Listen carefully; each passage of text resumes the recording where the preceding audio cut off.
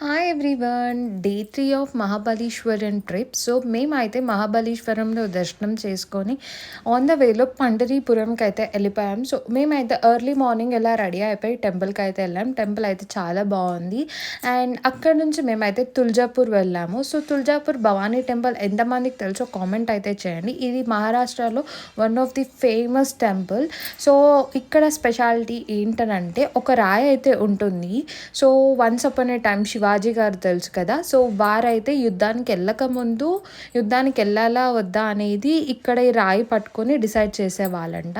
అక్కడ రాయి స్పెషాలిటీ ఏంటనంటే మనము రాయిని హోల్డ్ చేయాలి. ఒక కాయిన్ పెట్టి హోల్డ్ చేసిన తర్వాత మనమైతే ఒక కోరిక కోరుకున్న తర్వాత ఇన్ కేస్ ఆ రాయి రైట్ సైడ్ టర్న్ అయితే కోరిక నెరవేరుతుంది. ఇన్ కేస్ అది లెఫ్ట్ సైడ్ ఆర్ కాన్స్టెంట్ ఉంటే మాత్రం కోరిక నెరవేరదు అని చెప్పేసి చాలామంది నమ్ముతారు. సో మేము వెళ్ళాం కదా అని చెప్పేసి మేమైతే ఒక ట్రయల్ అయితే వేసాము.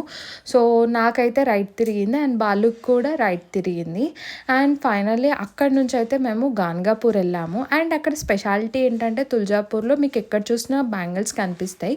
అవన్నీ అమ్మవారి బ్యాంగిల్స్ అని ట్రస్ట్ చేస్తారు. వెళ్ళిన ప్రతి ఒక్కరు బ్యాంగిల్స్ అయితే వేసుకుంటారు, ఓన్లీ ఫర్ లేడీస్.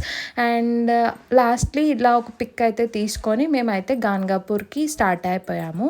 సో గాన్గాపూర్లో వచ్చేసి మనకి దత్తాత్రేయ స్వామి అయితే ఉంటారు.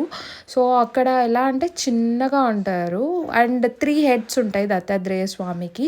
సో ఎంతమందికి ఈ టెంపుల్ స్పెషాలిటీ తెలుసో కామెంట్ అయితే చేయండి. ఫైనల్గా మేమైతే ఒక పిక్ తీసుకొని అక్కడ నుంచి హైదరాబాద్ అయితే రిటర్న్ అయిపోయాము.